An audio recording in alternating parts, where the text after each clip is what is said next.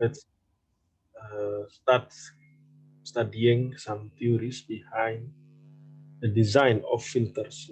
And some of them you have learned and have tried to implement uh, during the conduct of the module 4 in the lab practice. So I think should not be that difficult for you. So in variable frequency network performance, so in previous chapters we have studied the performance of the circuit, that has resistance, inductance, and capacitance. And we considered when the signal is alternating circuit, or actually other periodic signals. And when we analyze this circuit, we have assumed that most of the time the frequency remains the same. Okay, remains the same throughout the circuit.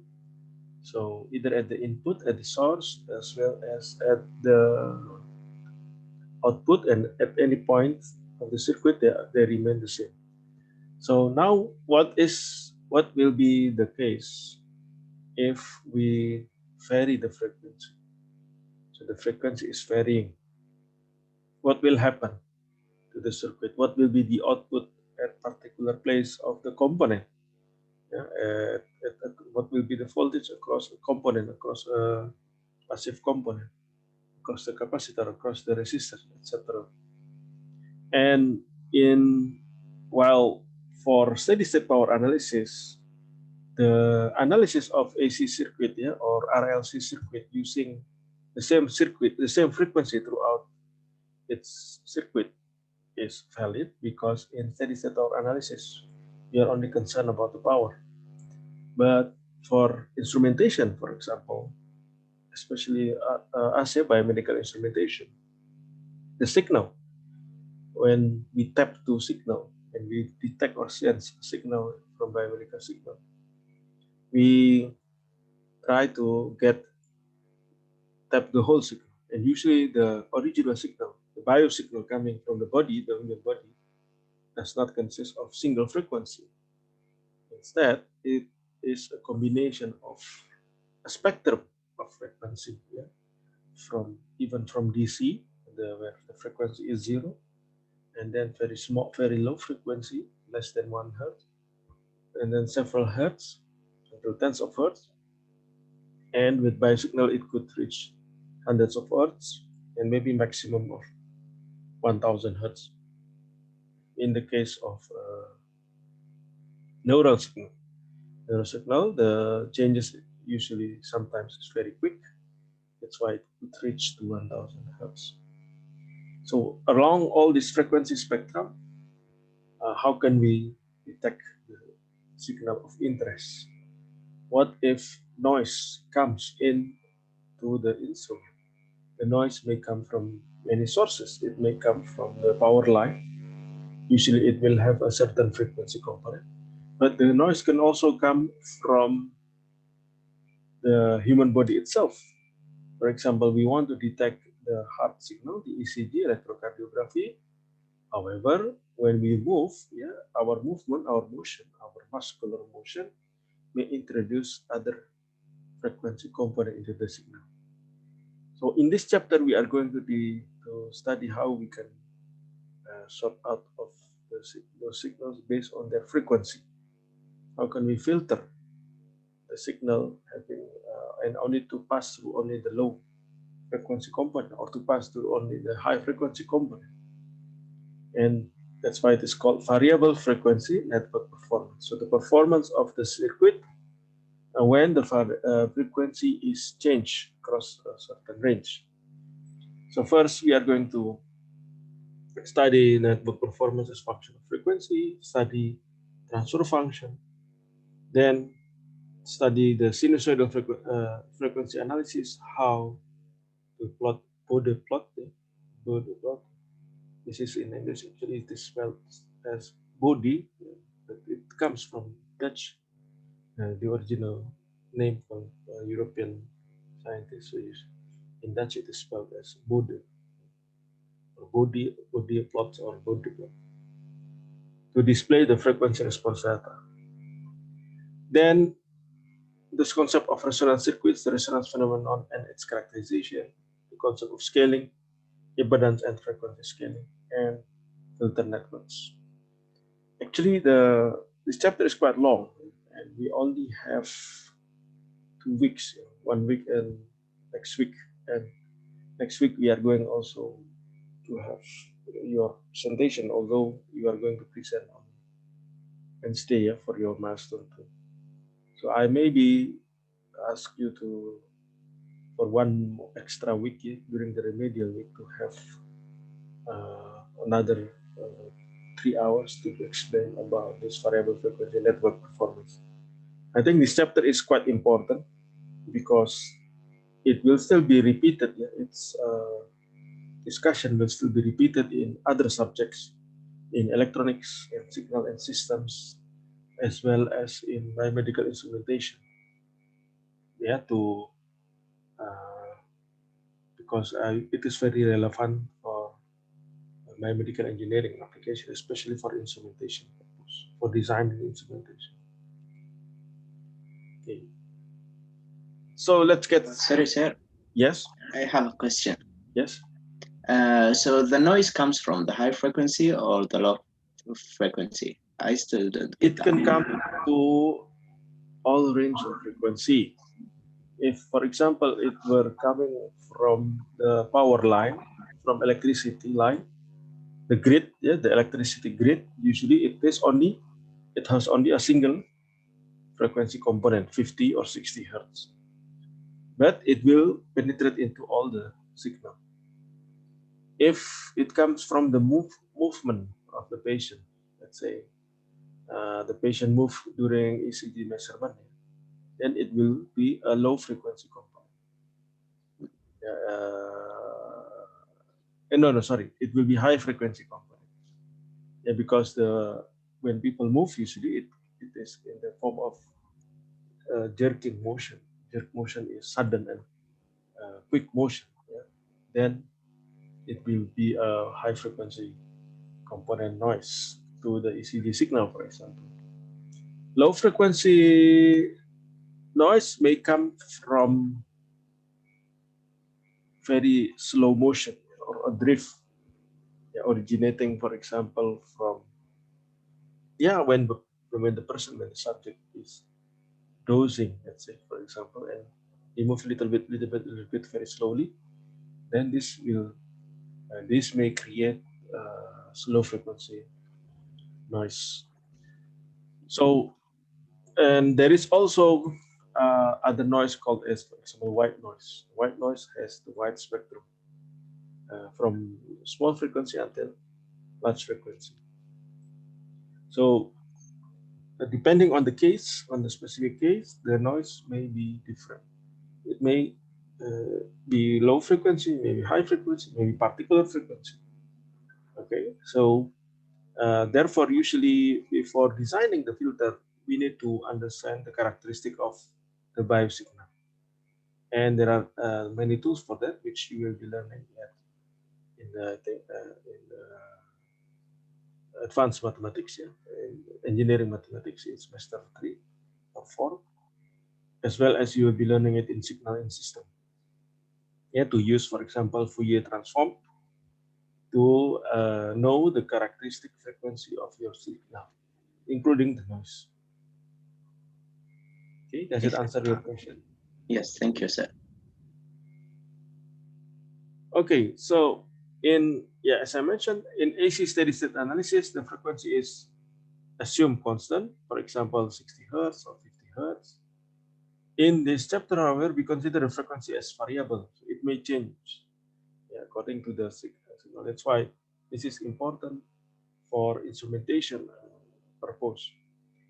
And we examine how the performance of the circuit varies with the frequency.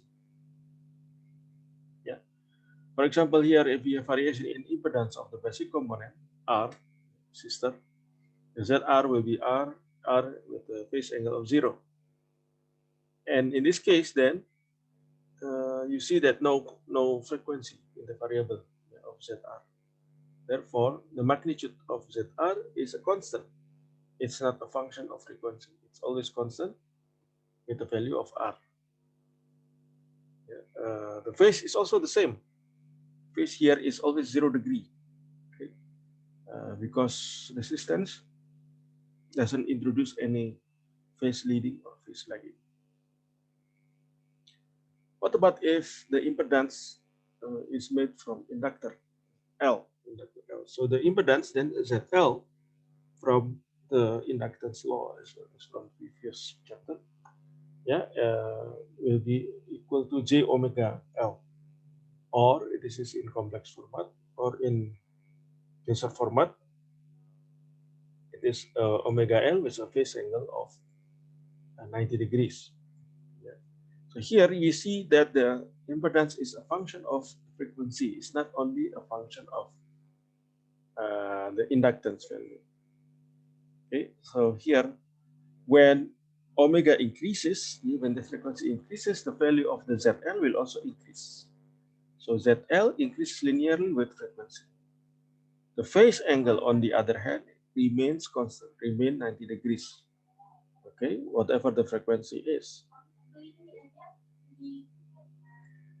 What if now the impedance is made of capacitance C? Then the ZC, we know, is from the formula of capacitance. ZC equals to 1 over J omega C. Okay. 1 over J omega C, or if this is we multiply by J over J, become minus J over omega C.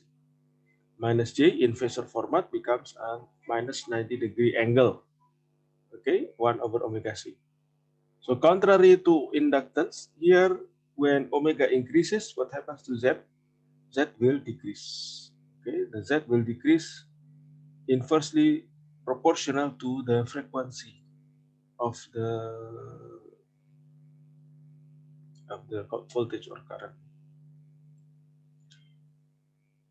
The phase, on the other hand, remain the same. Yeah, the phase remains minus 90 degree, and it's not a function of the frequency. Okay, so now what happened then if we combine the R, L, and C?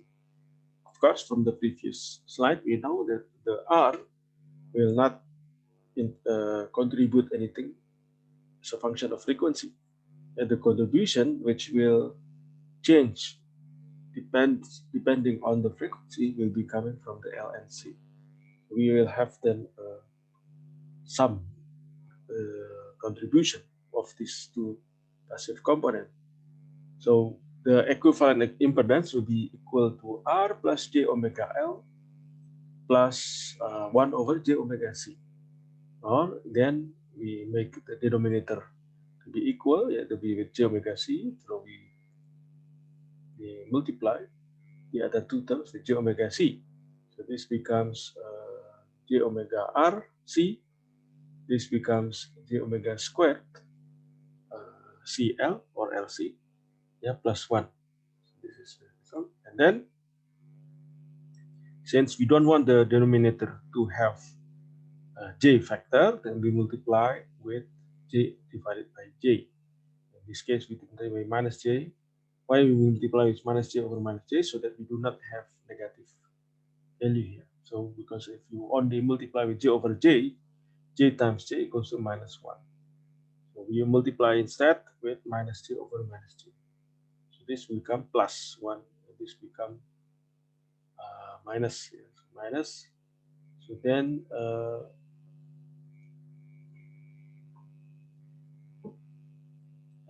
minus J times J here becomes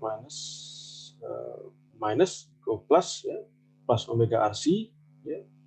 Minus J times this one minus omega square becomes J. Okay. J omega square LC minus J. This one minus 1 divided by omega C. Okay. So here then we can separate the real component and the imaginary component. So the real component will be this divided by this one, omega RC divided by omega C, or equal to R. Well, the imaginary component consists of this one. Yeah. So the magnitude then of the equivalent Z will be equals to square root of omega RC squared plus 1 minus omega square RC square, yeah, because J square equal to negative 1. So this become 1 become minus omega square LC square divided by omega C, yeah, divided by omega C. Okay. Then, if you look from here,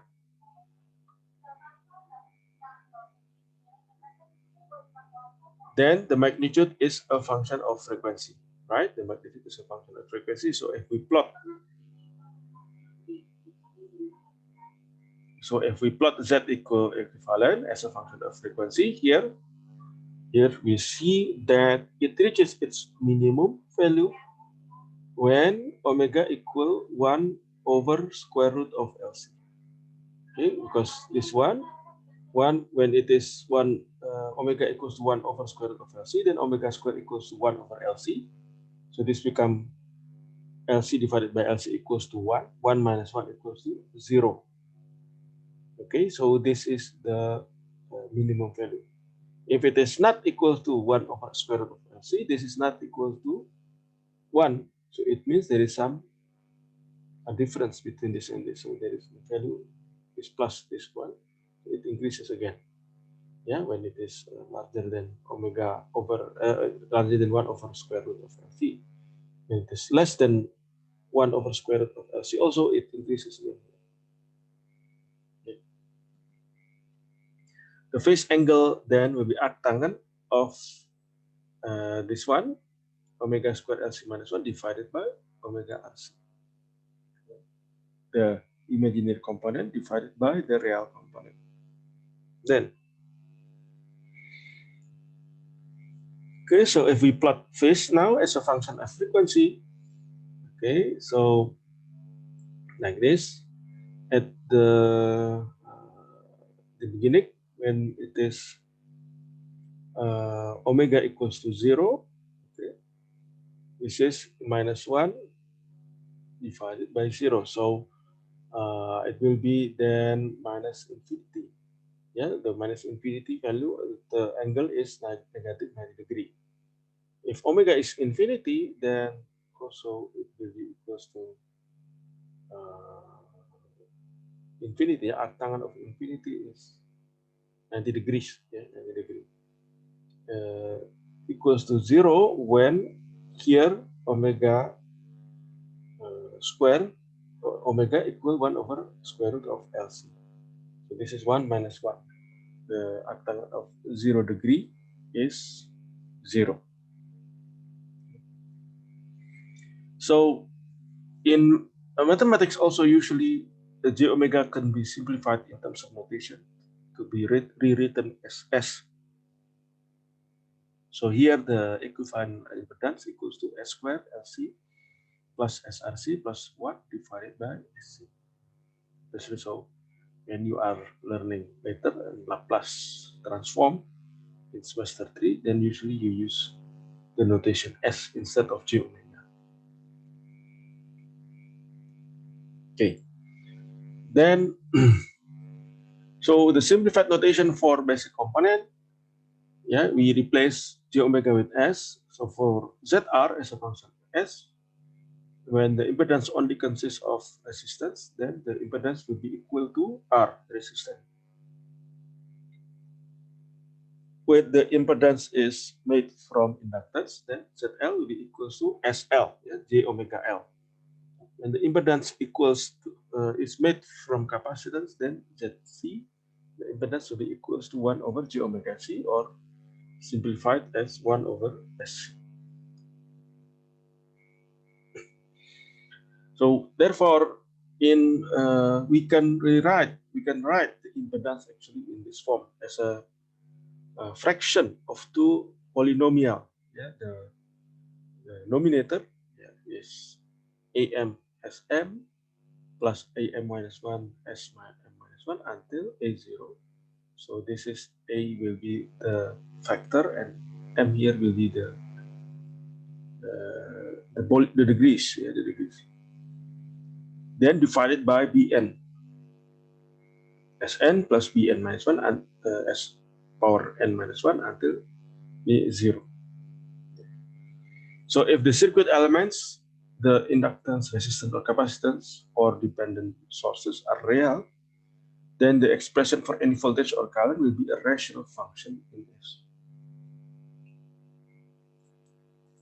Okay, let's take some example here.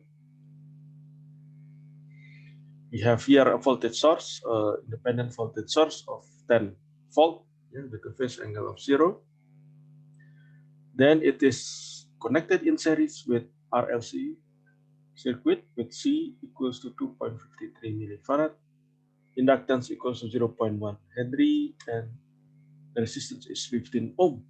The question is now, what is the output voltage across the resistor, yeah, across the 15 ohm resistor? Okay, so the capacitance is expressed as the impedance at the capacitance here will be expressed as 1 over SC. Impedance across the inductance is SL, while impedance across the resistor is just R. Okay, so V output here from voltage divided formula will be equals to R divided by R plus SL plus 1 over SC times the voltage source. Or we simplify further, multiply all numerator and denominator with S, so become S as well as C. Yeah, so that this will be 1 SRC equals is SRC divided by also here SRC plus S square LC plus 1 times VS. Okay. So if we want to replace S with the omega, it's also possible. So V output then equals to J omega RC divided by here becomes J omega square LC plus J omega RC plus 1 times Vs. Okay, so we then input the values, the R and the C. Here R is 15 ohm multiplied by the C, 2.53 millifarad here.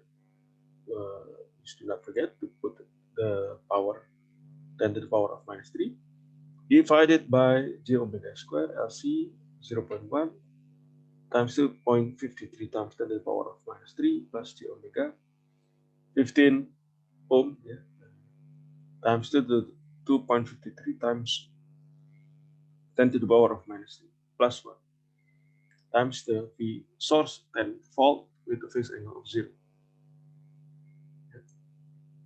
So here we see that the output voltage across the resistor is also a function of frequency. Okay, yeah.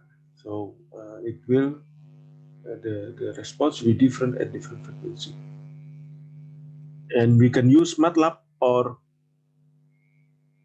Octave, yeah, to effectively compute the frequency response characteristic that we plot. So for example, here we use MATLAB to compute the magnitude and phase information.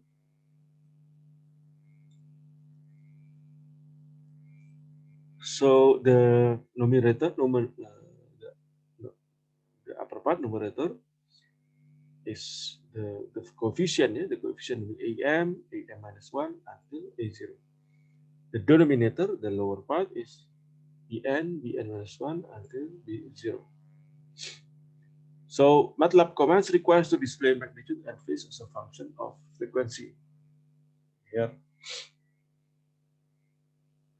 frequency, numerator and denominator. So here, for example, from the previous problem, this will become A1. So this the power here is only 1, yes, S power 1. So this will become A1. This become B2, yeah, this is B2. should be 1, and this is B0. Okay. This becomes B0. So then we can put this into coding in MATLAB or Octave. Numerator, the A1, 15 times to the power of 53, multiplied 1 exponent minus 3. Yeah, if then the denominator is 0.1 here times 2.53 times 1 10 to the power of minus 3, then comma, yeah, 15 multiplied to 2.53 times 10 to the power of minus 3, comma, here B0 is 1. Frequency 6,10, and we will plot the body plot, yeah, the V output as a function of frequency. Do not forget to input missing coefficient. So this one is for j omega power 1, then this becomes the A1. But here in the equation form, you have to also insert A0. Since this does not have A0, you put 0. Okay. Yeah. Alternatively, this you can also put it like this, so you don't put comma, but instead just space, yeah, between the parameters. So this is the results. Then you see the first graph showing the log-to-log plot of the magnitude, the voltage of the magnitude of the V output as a function of frequency. So from here we see that it reaches its maximum when the frequency is about 10, 20, 30, 40, 50, 60, about 60 hertz. Okay. The semi-log plot here shows the phase as a function of the frequency. So the phase in degrees from minus, here is from minus 90 and 90 degrees.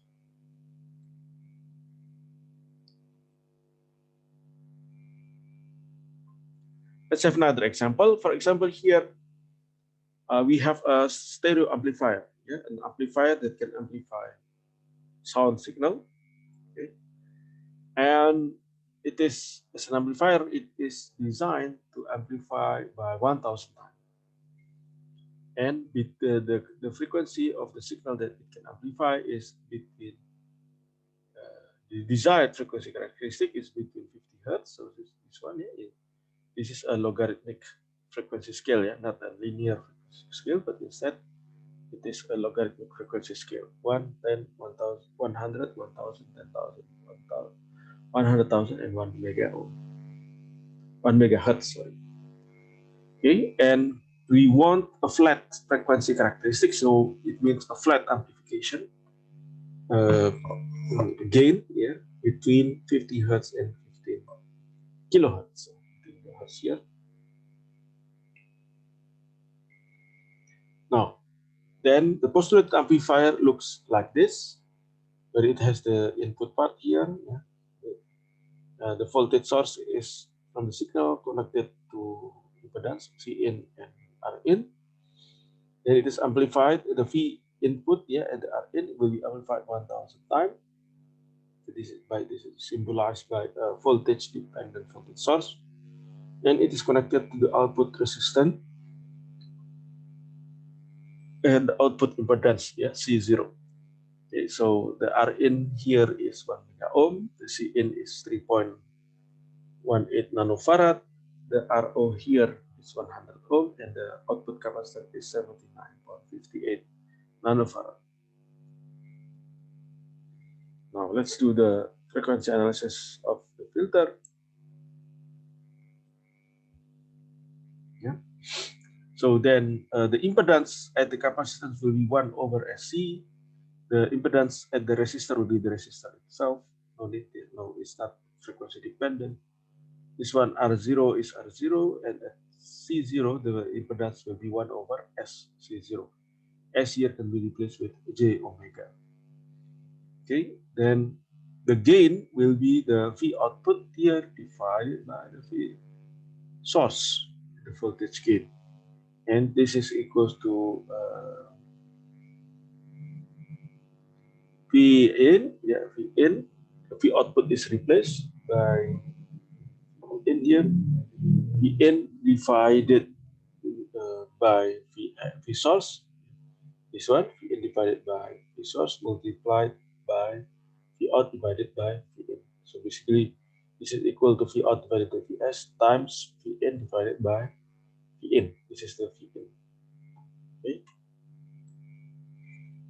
And V in itself from voltage divider formula can be calculated by Rin, the input resistor here, divided by Rin plus 1 over SC in from voltage divider formula. And this V output equals to 1 over SC0 divided by 1 over SC0 plus R0 times 1000 V in. So then we can combine this V in here, we can replace by this formula. Okay. So the gain will be equals to V output divided by V in. Yeah, this V output so divided by Vs, sorry, divided by Vs. So V output divided by, or like this, V output divided by V in multiplied by V in divided by Vs. Vs, V in divided by Vs equals to this. Okay. So let's see. So the gain here will be the output divided by V in. The output divided by V in equals to 1 over SC0 divided by 1 over SC0 plus R0. The output the here, the output will give V in multiplied by 1000. Then multiplied by Vn divided by Vs. Vn divided by Vs equals to Rin divided by Rin plus 1 over SC. Okay, so now it is just a matter of adjusting mathematical tricks. So multiplying by SCN here. So the denominator of this part becomes SCN Rin. Yeah. And the lower part, the denominator part of it becomes 1. This becomes 1 over SCN multiplied with 1s.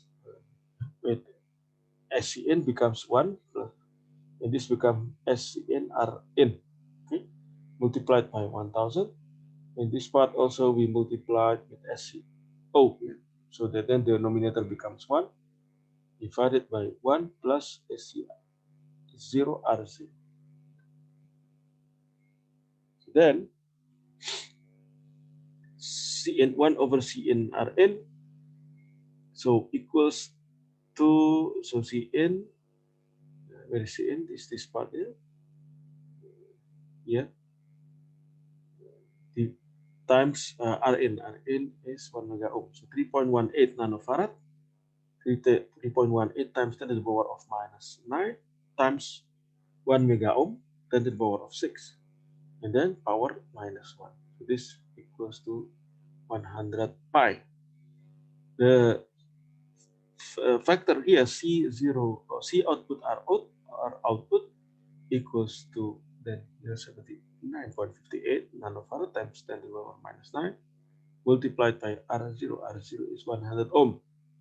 Then this is power minus 1. Okay, similar like this. So that we obtain 40,000 pi. So when we divide by 2 pi, so this frequency here equals to 50 hertz. Okay, well, this one, if we divide it by 2 pi, this will be equals to 20 kilohertz. Okay, I will just erase this part.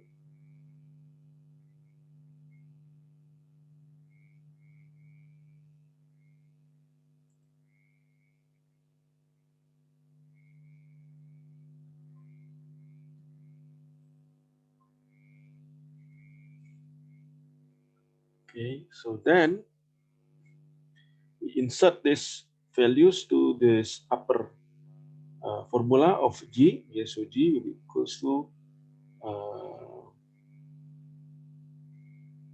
S, yeah, multiplied by 1 over this one, S divided by S plus 100 pi from here. Okay, times 1000 times, so this one also be replaced. See output R output power minus 1 with 40,000 pi. So this one become S divided by 40,000 pi. So multiplied by 40,000 pi, so this become S, and this become 40,000 pi, then the upper part also 40,000 pi. So here the S, the value of S, the frequency, will be between 100 pi and 40,000 pi, at which then the G, the amplification, the voltage gain equals to S over S multiplied by 1000. So so this is considered to be 0, so S over S times 1000, and this S is negligible at very high frequency, so this becomes 40,000 pi divided by 40,000 pi. So 1, and or then this become cancel each other, so this is all cancelled, so the gain is 1000. Yeah, so this is here gain 1000. Okay. This is the required one. However, actual amplification will be something like this, be curvy, so it cannot go very sharp like this. Okay, this becomes forming the lower cutoff frequency at this part. This is the first pole, yeah, and the second pole here is, so S will be equals to minus 40,000 pi. So here, or if it is divided by 2 pi, so this is 20 kilohertz. This is the upper cutoff frequency, the height at 20 kilohertz. So the frequency dependent behavior is caused by reactive elements. So in this case, it is caused by the capacitance. The reactance, the resistance itself does not cause the frequency dependent behavior. So because the value of the impedance made of resistance is not a function of frequency. So when voltages and currents are defined at different terminal pairs, we define the ratios as transfer function. So different terminal pairs from the input to the output. If the output is the same as input, which is voltage, then we call the transfer function to be voltage gain. Okay, so like amplification, amplifier. The amplifier is, the transfer function is voltage gain. Because the input is voltage, the output is also voltage. The symbol is usually written as G, GV, as a function of frequency here, S. When the input is current, the output is voltage, we have then what we call as trans impedance. Yeah, since voltage divided by current is impedance. Ever since this is across the circuit, it is called as trans impedance, or Z as a function of frequency also. When the input and output are the same, which is current, then we call it the transfer function as current gain, GI. It's a function also as of frequency S. When the output is current and the input is voltage, then the transfer function will be a transadmittance, yeah, the inverse of the impedance. The symbol is YS.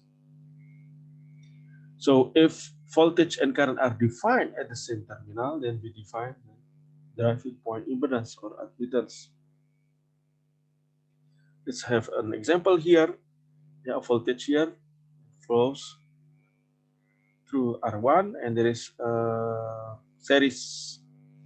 It's an impedance made from a series of capacitance 1 over SC and resistance R2, and this in turn is in parallel with an inductance SL. Okay, and the question is the V2 here. So the admittance of the transadmittance of a I2, so I2 here is defined as I2 divided by the voltage 1S, okay, the transfer admittance. Then the voltage gain will be the V2 here divided by V1 also as a function of frequency, V1 into S divided by V1S. So to compute the transfer function, one must solve the circuit. Any valid technique is acceptable, so we have to obtain this. Okay, let's do the example when the previous example. So the capacitance will have an impedance of 1 over SC. Then what is the question is what is the transadmittance? The transfer function transadmittance. We want to know the current I2 as a function of the voltage 1 as well as function of frequency. The voltage gain will be V2 S divided by V1S. So if you use Thevenin's theorem, so this is made open circuit. Okay, the open circuit voltage will be equals to this one here actually, because there is no current flowing through the 1 over SC here. So SL divided by SL plus R1 multiplied to V1. The equivalent Thevenin impedance will be equals to, so this is short circuited, and it means then the 1 over SC here, 1 over SC plus R1 and SL is parallel, and that is then it is in series with this capacitance. It's 1 over SC. Okay. So then we do further the calculation. So this is equals 1 over SC plus SL R1 divided by SL plus R1. So the equivalent Thevenin impedance equals to from here. Simplify further, this becomes the denominator is SC multiplied to SL plus R1. So the denominator will be SL plus R1 here plus S square LCR1. Yeah, multiplied this one multiplied by the SC. S square LRC1 or S square LCR1. Okay. So then we replace the left hand side of the equation becomes open circuit voltage VOC in connection with ZTH. Okay. And the question is, what is the voltage at the R2? Okay. So I2, the current flowing through the ZTH, and the V2 will be equals to the free open circuit divided by R2 plus ZTH. So this is basically from Ohm's law. Yeah, from Ohm's law. So VOC equals here to from here, yeah, SL divided by SL plus R1 multiplied to V1. Then the problem is on the denominator. So this would be equal R2 plus, and we replace this ZTH with this. We substitute this value into the ZTH. Okay, this seems complex. Then we multiply it by SC times SL plus R1. Okay, so that this will be cancelled. So the transfer admittance, yeah, the upper part here becomes S square LC, and the lower part here S square R1 plus R2 LC plus S times L plus R1 R2C plus R1. Okay, please derive on your own. So basically this is just a mathematical trick of multiplying this to this and this this one. Then simplifying it again. The voltage gain will be equals to V2 divided by V1. Okay. And V2 is R2 multiplied to I2 divided by V1. So, well, I2 divided by V1 is basically the transadmittance transfer function. So the voltage gain equals to R2 multiplied to transadmittance Y2S.